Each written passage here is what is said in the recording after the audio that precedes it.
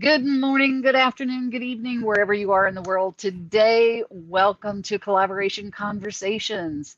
I am delighted to introduce to you today our guest host who is subbing in for Pearl Cox, my co-host who is unavailable at this time, and we hope she'll be able to join us again soon. But our guest host today is Tim Fitzpatrick. Let me tell you just a teeny bit about Tim because I really want you to hear from him. He is we see things the same in so many ways. I love it. So Tim started a company called Rialto Marketing. What, in 2013 was it? No, Yeah, 2000. late Yeah, 2000, 2012, early 2013, 2012, somewhere in early. there. Yeah. And he works with B2B professionals, service firms that want to accelerate their growth, their revenue, and attract more ideal clients. Sound familiar, folks? Gee, sounds a lot like what I do too, huh? So, welcome to him. So excited to have you here today and to share what you're doing in the world and how collaborations have impacted your success. And I know they have from the conversations we've had previously. So, welcome. Yes, thanks for having me, Regina. I'm excited to dig into this. I know when we initially chatted, we had a great conversation. So happy to share Yeah, whatever I can with the audience today. awesome. So, our purpose here is to help folks understand that having these collaboration conversations leads to some tremendous opportunities to grow your business and your impact in the world, right? Yep. And has there ever been a greater time in the history of business to do collaborations, right? Because the world is your oyster now. Yes. No Yeah, time like the present, right? no time like the present. So where do you find yourself working, Tim? Are you global at this point? Are you more focused, locally? What's I, your m- what's yeah, that look like most of for our you? business is in the US, so it's US based. Doesn't necessarily have to be. It really doesn't Right? matter.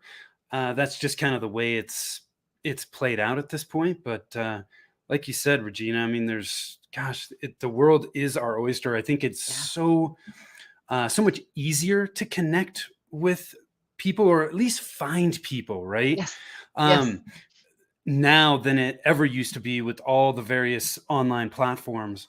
Um, I think with that though, because it's so easy to find and initially connect with people, that sometimes some of us kind of forget like what that process should be, right? Too many people are Oh, jumping from hey, we're on the first date, let's get married, with their yeah. outreach, and I think we need to get back to the basics and the fundamentals here. Right. Which is really the basics of collaboration, right? Yes. Yeah. Why don't you lay that out a little bit? What's that look like? It's not okay, yeah, let's hold hands and then let's have babies together, right? Yeah. There's a process. And so many people, I mean, you get it, I get it, we all get messages every day from people who don't know that process, Yeah. that just dive in and it's just like, I do this, do you want to buy Yeah. it? Yeah. What should that And be? you know what? I'm sure there are people out there that have actually taken this process and boiled it down into, all of these steps.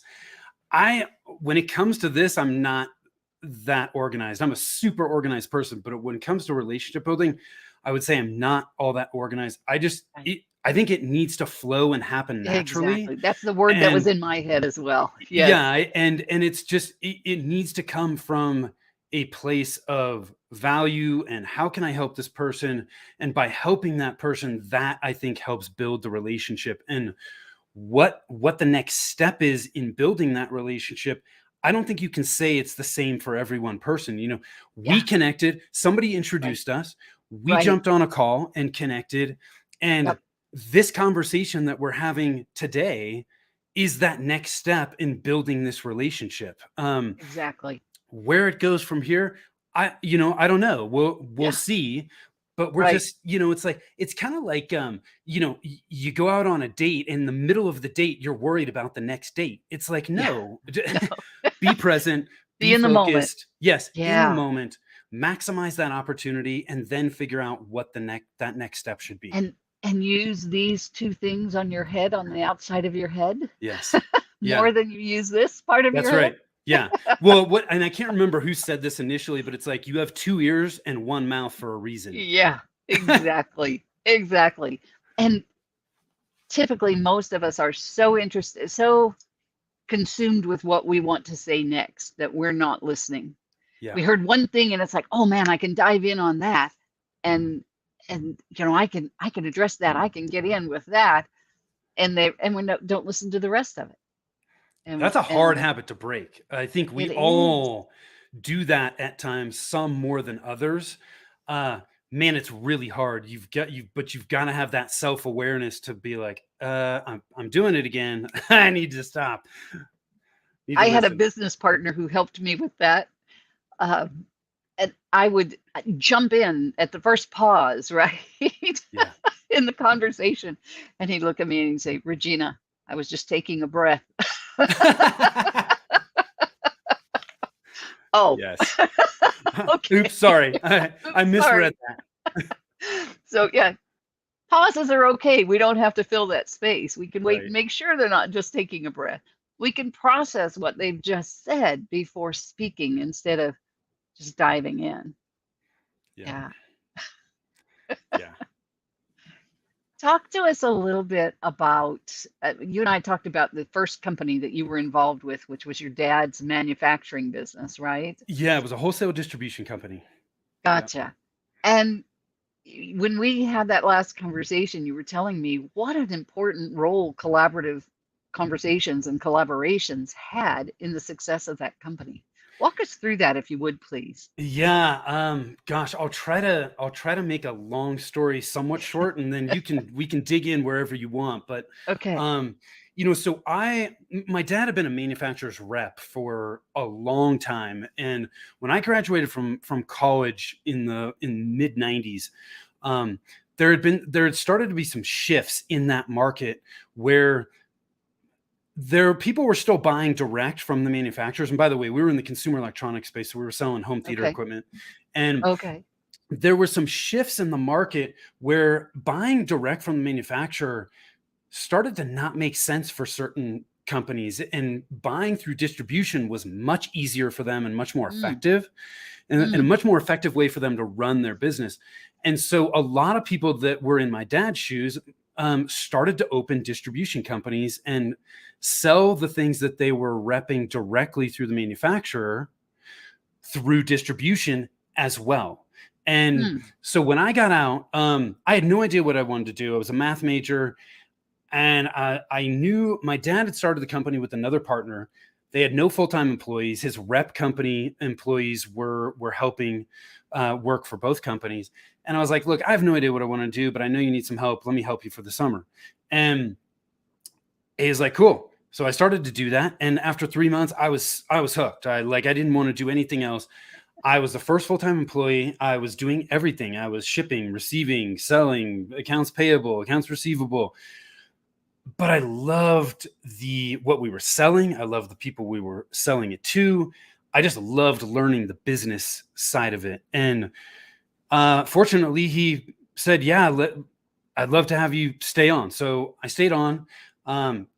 He trusted me, thankfully, and gave me a lot of autonomy. So I ran day to day. He was involved strategically, and it worked really well for us. But what really blew our business up was the relationships that my dad had from 30 plus years in the rep Mm. business. We were selling strictly in the Northern California market, and there Okay. were other reps and distributors just like us in the other markets across the country. My dad he's had 30 years of relationships with these people, and what ended up happening was, and the guy, I can't take credit for this. My dad can't take credit for it, but one of the reps that he knew in Southern California had this idea of like, hey, we need to start working with each other. And that initially started by us importing bulk wire and cable. So if we couldn't do that ourselves, there's not enough volume, right? So we started Right. working together, buying in bulk, and then each selling those products in our respective markets. Ah, nice. Then that collaboration became, gosh, if we can do that with this, what else can we do? Right. Yes. And the market we were selling to was very fractured, a lot of small players, very difficult for manufacturers to call on this market because these people, they work out of their house, they work at a small commercial facilities, they don't advertise, tons of word of mouth. If they could even find them, it was difficult to call on them. And Right. they weren't doing enough business for a manufacturer to call on all these small people. Yeah. So distribution was a perfect model for that. Well, as an individual distributor in Northern California, I might be able to approach, a large manufacturer like Panasonic, but they don't, I'm too small. They don't care. Yeah. Right. But collectively, Yes. as a group, when we were able to go to Panasonic and say, hey, we have 12 distributors across the entire country. We can give you nationwide access into this fractured market immediately, like tomorrow.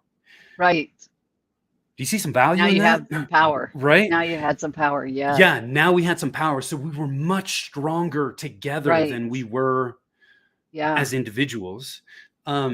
That was a huge benefit. But the other huge benefit was we started to meet quarterly. And during those quarterly meetings, it was like a mastermind group. So there were some distributors that were further ahead, further along the Right. path than Right. others. But we were all able to share what's going on, what's working for us, might work for you. And there was so many different benefits from that collaboration. But it blew up our business because we were able to start bringing on new manufacturers that we never would have Right. been able to do ourselves. Right. A That was the powerful big part example. of it. Powerful example. One of the things that occurred to me as you were saying that was how we get stuck sometimes in the fear of competition. Yeah. And you and I do a lot of the same things for clients. And Yep. so a lot of folks would think it would be very odd for me to invite you to come here and talk about what you do when I do a lot of the same things that you do. Yeah. And so a lot of people can't get past that. Yeah. What do we say to people to help them open up their mind to the possibility that, there are things you and I may be able to do together, even Right. though we serve the same type of client and we do a lot of the same kinds of things. Now, our ideal clients might be a bit different, which Yep. hopefully they are. That means that we can, if we're coming together with the same service, if we're coming together with different services, then we want that ideal client to be the Yep. same, right? Yeah. What do we say to people to help them get past that fear of competition? I mean, I have interviewed many business coaching folks that a lot of people would say, oh, well, they're a business coach, you're a business coach. Why are you doing that? Yeah. There's a few things that come to mind with this, Regina. And I think this is a great question. The first thing I think that's really important to have is a mindset of abundance. Like there's plenty of business out there. I mean, I'm not trying to build a $1 billion business here. Right. I don't need, that many different clients. So I think there is plenty of business for all of us to go Yes. around. That's the first thing that I think is a huge hurdle. If you go into it with that mindset, then the rest of it, you're just not really going to care. Right. But I also think too, even if you can't get past that, we do some similar things, but I think our approaches are a little bit different. And Right. hey, my approach might resonate with somebody and yours might. That's okay, Yeah. right? So if it doesn't resonate, if Exactly. my approach doesn't resonate, I'm never going to work with those people, right? Right. But you might be able to. Right. And, we see this all the time in marketing. I mean, there's people that, do email list swaps where they're sending out a promotion for somebody else that might be a similar, again, may appear to be a competitor, but the reality is there are people on your email list that are never going to buy from you. And there are Yes. people on mine that are never going to buy from me. So if I can expose them to somebody else that they might buy from, I'm helping those people, you know? Absolutely. So I just think there's plenty of business to go around. And I think there's always ways that you can find ways to collaborate and help each other in some way, shape, or form. It doesn't Yeah. necessarily have to be, you're going to refer business to me, Right. right? It could be, What are some other hey, things they could do? we're doing this. The next logical step, I think, is I want to have you on my podcast, right? Right. And switch sides of the mic here and just interview you, right? Right. So there's so many different ways we can help each other. I think we just have to be open to the possibilities. Yeah. So true. So true. And you never know where that connection is going to lead. No.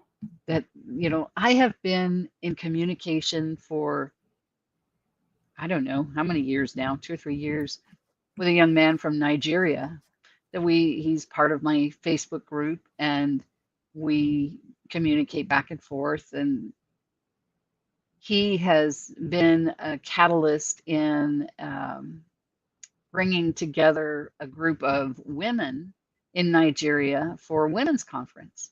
And I got to speak at that conference in Nigeria earlier this year. Now, Yeah. who could have ever seen that coming, right? That allowed me to become an international speaker. I got to speak at this lady's conference. That the gentleman that's been in my group introduced me to this other lady, and I got to be at her conference. Yeah. And so, I mean, it was all done virtually. I wasn't there physically present, but virtually I was able to speak at a women's conference in Nigeria. You never know where a connection is going to lead. No.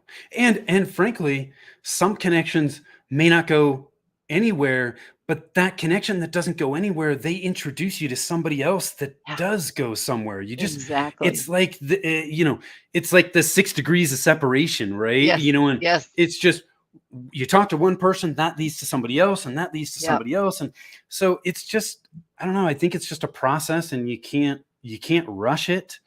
Right. You just have to believe in it and see where it takes you, because you really don't. I mean, I think for a lot of business owners, I mean, even 1 or 2 critical relationships could transform their business Absolutely. overnight. So, it's not the 100 people you're looking to connect with, it's the less than 5, Right. I think. Yeah. And they don't have to be the quote movers and shakers. No. You never know who someone knows that they could introduce you to. Again, that 6 degrees of separation. You never know what they have that can help you, or what you have that can help them. And I that takes me back to a quote I love to give of Jay Fazette. It's a game of I'll go first. Let me help you first. Yeah. What can I do to help you? How can I give you value? Yeah. And I think as long as we come to it from that approach, tremendous things are possible, which is the opposite of what we started this conversation with, about people coming in and trying to sell you something immediately. Right. When you may not be their market at all, and but they're just putting this pitch out to everyone. But if they came in with that attitude of, how can I serve you? Can we have a meeting so I can get to know you better, so that I can see who I could introduce you to, or how I could serve you? I mean, I make introductions to people every day. I'm sure you do as well, Tim. Yeah. That every interaction that I have with someone, I'm thinking, who can I introduce this person to? Who could be of benefit to them? How could they serve one another? And then I sit back and watch and say, what's going to come of this? This is going to be fun. Love making introductions. You never know where these things are going to go. Yeah, you never know. And if it had not been for a mutual, friend of ours, or, someone that we know, we would probably never have met. Yeah. No, yeah, we never would have met. We never would have met. There's it's a very low likelihood that we would have, right? Yeah. And the person that introduced us, I met through podcasting, right? I look at we started talking about how the world is our oyster.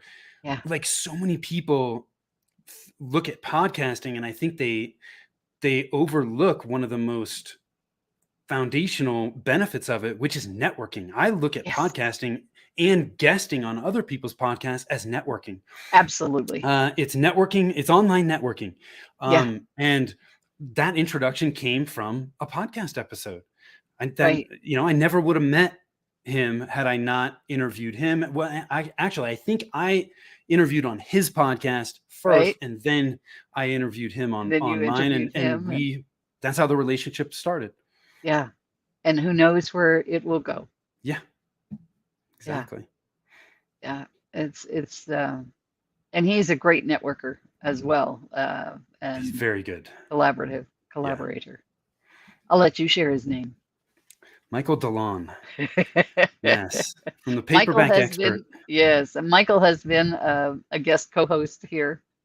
And I think it was after that show that he introduced us, after he was guest co-host. And so, yeah, great Yeah, guy. he's a good guy. Yeah, definitely. And the cool thing was, he sent me like 3 or 4 introductions immediately. Just like, here's some people you need to meet, Yeah. and connected you and I and several other people. And it's a great journey. Oh my goodness, it's a great journey. And you get to, how do I want to put this? Rub elbows isn't the right word, but you get to spend time with other people who are um, enthusiastic about the same kinds of things that you're enthusiastic about, Yeah. who understand the ups and downs of what you go through because they go through it themselves, in terms of, in our world, it's business owners and, people who are entrepreneurs and growing their own business. And I've talked about before, it's kind of lonely sometimes, if you don't have anybody around you that really understands what it takes to be that business owner, what it takes to grow that business. And if you're doing it all on your own, it's very lonely and can be a struggle. And when you can surround yourself with others who get it, whether that's in a mastermind or that's just in collaborations like this and opportunities to visit with other people, makes it so much easier, right? It absolutely does. One of the things I talk about in some of the workshops I do is Tom Hanks in Castaway. If you've ever seen that, it's Yes, like yes. that can be how a lot of entrepreneurs feel at That's a times, great point. and we don't need to be that way. Yeah. I'm trying to remember, what doesn't he talk to a coconut or something? He talks to a volleyball, is it? Yeah, maybe a volleyball. There you go. Wilson. It's a Yeah, Wilson Wilson. volleyball. That's right. Yeah, Wilson. Yes. Yeah. Yeah, we don't need to do that. There are plenty of Yeah. opportunities out there, whether they're online or in person, Right. for us to talk to people and relate and just get help pushing through roadblocks Yeah. when we hit them. And you don't have to just look for somebody in your community anymore. No. That's, again, where the world is our oyster and things have opened up so much. We have my co-host for this show is out of England. Would never have met her were we not in the society that we're in today. Yeah. Would never have had the opportunity to work with her. I mean, years past, we wouldn't have been having phone calls, right? Yeah. Now we can do Zoom, we can do WhatsApp calls or Facebook calls or whatever methodology of having phone calls without it being a long distance call. Now, there are a lot of youth today that don't know what a long distance phone call is. Trust me. Let me give you a short story to understand that. When my daughter went off to college, it was before free long distance and before all the tools that I just mentioned, and before really cell phones were, the way they are today. And she would call home just about every day, and we would talk just about every day. And my husband said to me one day, he said, "You need to wean her off of this. This is costing a fortune, these long distance calls." And I looked at him and I said, "Honey, I don't care if you have to mortgage the house to pay the phone bill. What mother wouldn't love to have a daily conversation with her teenage daughter?" Yes. Yeah. And now that's, something that's it's a it's a bygone era, and we welcome the tools that we have today to be able to communicate for free anywhere in the world. Yeah. I love it. The world is our oyster. That's like the mantra for this episode.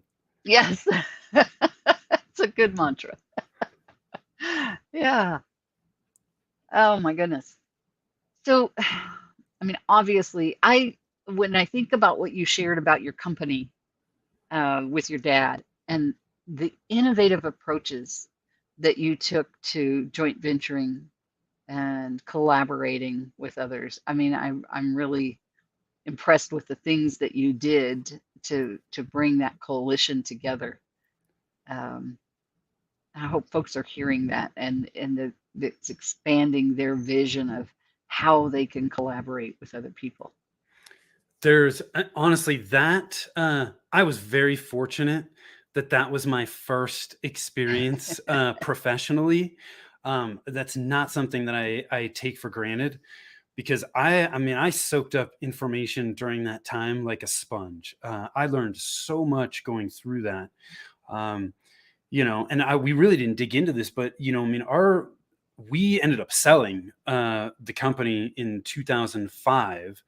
Um, the company that bought us bought all 12 distributors. So Oh, wow. we had 12 distributor partners. We had our individual distribution companies, and we formed a another company that was the interface basically for the Gotcha. manufacturers. So when we got bought, Wow. they bought that company and they bought all 12 All of 12. individual distributors. Oh my Um, goodness. and we got bought by a public company that wanted to get into the space we were in. They could either work their way in or buy their way in. Or It was buy their much way in. faster to buy their way in. That never would have happened had we not collaborated. And Yeah. because we collaborated, we got a lot more money Yes. than we would have had we sold Yes. individually. Absolutely. So Absolutely. it's just, I mean, it was an amazing experience to go through. Not everybody's going to go through an exact experience like that, but gosh, collaboration can change all of our businesses in so many different ways. And none of us got into that collaboration thinking, oh, this is what we're gonna do, and we're gonna get rolled up and bought by a public company. Yeah. I shouldn't say that. Most of us did not get in even thinking that. And I don't Right. believe anybody got into that thinking that in the beginning Right. But they saw until, possibilities as time went on. yeah. And as time went on and things started to grow and build, and then when somebody actually initially approached us, I think it was like, oh God, we've actually built something here that has a tremendous amount of value. I would love to go back and talk about the building of that. So I want to step away from collaboration for just a moment and talk about building businesses, because Okay. that's what you and I both do, is help Yeah. people build those businesses more. What kinds of things had you done to create that foundation that allowed that to be a valuable, saleable asset? Yeah. Yeah, So there's a lot of parts to that. right. I would say in the beginning, right? Because we weren't necessarily thinking about that, right? In the beginning, we were just like, gosh, how can we continue to grow this business? Right. Um, And I would love to tell you like I had this grand master plan. I did not. When you're growing at 60% a year on average, Nice. you're chasing your tail a lot of the time. I mean, it's Yeah. hard to stay in front of that. Right. Um, Right. I just think what served me well there is I am a very detail oriented person, like checklists, I'm a planner. Systems. Yes, systems, that helps because you Yes. cannot build a saleable asset that, your processes are written on the back of a cocktail napkin. Yeah. Like you've got to have systems in place. Frankly, you can't, people don't want to buy a business that is owner dependent. Exactly. You know, if the owner is the one that's the glue holding everything together, that is not a very saleable asset, because the minute you come out, the wheels come off. Yeah. So, you know, if you're getting into business thinking eventually, yes, I do want to do this, frankly, even if you don't want to sell, right? If you want to build a business that you can step away from and make money while you're gone, Right. you have to have, either way, you have to have these types of things in place. So, Yeah. those are the things that served us well as we did that. I would say I'd be lying to you if I said in the beginning that that's what I was doing. I It's a was, I mean, process. I was green in the beginning, right? This was my Yeah. first professional experience. Like I Right. said, I was soaking up information every day. Um, but what served me really well was that discipline, that planner in me, that Yeah. systems type person. That served Right. me incredibly well. That's awesome. That is awesome. And that's so important, as you know, part of what I do is not just profit acceleration, but exit strategy. And it all comes back to that. How do you Yep. build your business? How do you build that foundation that creates a business that can run without you? And that word systems is so important, Yeah. from how the person answers the phone to, everything and beyond, right? Yeah. Well, you know, the other thing too, I think, is as owners, we need to be realistic about it too. Like, you can't do this overnight. This is a No. process. Yes. Um, and you slowly pull yourself out of one Yes. process at a time. You know, Exactly. and so that's one of, you know, I think one of the things that's coming to mind as we talk about this is, a mentor of mine, said, you know, focus on the next measurable step, right? And that's something, it's so easy for us to, as business owners, to get overwhelmed. There's all these things we need to Hmm. do, but if we can break it down and just focus on the next measurable step we can take, that's gonna be that next step closer to getting where Right. we want to go, Right. it becomes much less stressful. You Yeah. know, there's, you know, however many processes you have to take yourself out of, don't focus on the 10, 15, 20, whatever it is. Just focus on the next one that makes the most sense, and what's the next thing you need to do to start taking yourself out of that Yeah. process. Yep. So important. And again, going back to the world is your oyster. Gosh, creating standard operating procedures and systems is, I don't want to say it's easy, but it is so much easier now than it used to be. One of the tools that I use every single day is Loom, Loom. Right. If you guys have not heard of Loom, it is a screen capture software. There's tons of other screen capture software out there. I just like Loom. But gosh, it is so easy for me to record my screen. I can record my video. So I don't actually have to sit down and write a standard operating procedure. I can just do it, film Record it. myself doing it, and then I can actually give it to the person that I want to do it and say, hey, I want you to follow these steps.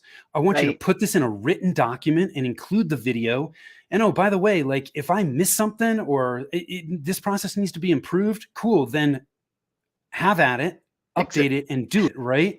Awesome. Um, but writing standard operating procedures does not have to take a lot of time. Right. Just, I think you have to have the right tools and the right process and mindset. Frankly, the people that sometimes people try to write operating procedures for things that they're not really doing day in, day out. Uh, Yeah. you shouldn't be the one writing it. The people that are doing it Exactly. day in, day out are the ones that should be writing it. Agreed. 100%. Yeah. 100%. Something we'll be talking about in the near future is a 5-day challenge that I'm going to have coming up on building. A big part of it is building those systems in your business, and helping to understand what kind of systems you need, where you need to systematize, and how to do that. So yeah, that it's so important, and we'll share more about that later on. Uh, this has been really fun, Tim. I know I've we could enjoyed go it. longer. Let's talk a little bit about your company. And while we're doing that, I'm going to put your contact information here Okay. On the bottom. Oops, why is that not scrolling? It's okay. Oh, People can see it. Um, yeah. yeah, as you mentioned, um, I'm a marketing consultant.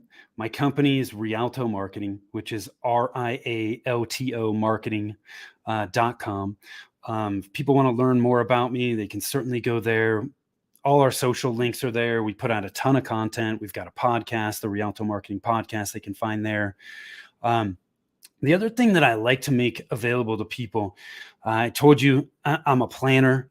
Man, planning is so important, especially when it comes to marketing. If you don't have a plan, man, you're just like throwing stuff up against a wall, hoping something sticks. If you want consistent, repeatable results, you have to have a plan. And people Yeah. struggle with marketing planning. So over at growthmarketingplan.com, we've got the 90-day marketing plan template that we use for our business, for our clients. There's an instructional video there, the template, there's sample plans, everything they need to start putting their marketing plan together, keeping it simple, and just start taking action, right? There is no perfect plan, but you got to have a plan to Yeah. start with. So if they go over to Growth Marketing Plan, they can get that for free. Take advantage of that. But yeah, Awesome. if people want to reach out, those are the best places to find me. I am on LinkedIn. LinkedIn, if you want to connect Yes. with me personally, that's the best place to find me. You can search Tim Fitzpatrick on LinkedIn. Let me There's just pull that multiple up here. of me, but I'll pull you up here, Tim, and we'll just yeah, put that in it's our. Tim P Fitzpatrick is my. Yep. There we go. Yeah, there you go. Damn, that was That's you. fast. You're amazing. Yes, that is it. So yeah, go to that link. Yeah, I had you open already on LinkedIn, so I just had to Yes. grab your. So yeah, connect with me there. I'd be happy to connect with you, have an Awesome. initial conversation, learn more about what you're doing, Yeah, and how I might be able to help you in some way, shape, or form. fantastic. That's awesome. And then I would like to just share also that I have an event coming up this month that is profits come from knowing your numbers. Yes. You can appreciate that one, Tim. You being a Yes, I math can. major and a business expert here. So yeah, this is a 2-hour workshop on understanding how to monetize your profit and loss statement. That there are 3 areas of your profit and loss statement that you can monetize to create more profit in your business, more revenue and more profit. And so that's a free workshop we'll be doing later this month. So the link is there. It's on August the 22nd. The link is there, so you can grab that link and check it out. If anybody would like to come to that, share it with anybody else that you know of that could benefit from that. So yeah, Tim, this has been wonderful having you here today. I'm so happy you agreed to come on our show, and I really appreciate you. So It's been a pleasure, Regina. Thank you. I had fun. good, good. Yeah. And folks, we will see you next time on Collaboration Conversations. So join us, put some comments in. If you got some value out of this today, let us know what that was. If you've got any questions for Tim or I, put them in the comments and we'll be happy to answer those. And we'll see you next time on Collaboration Conversations. Bye for now.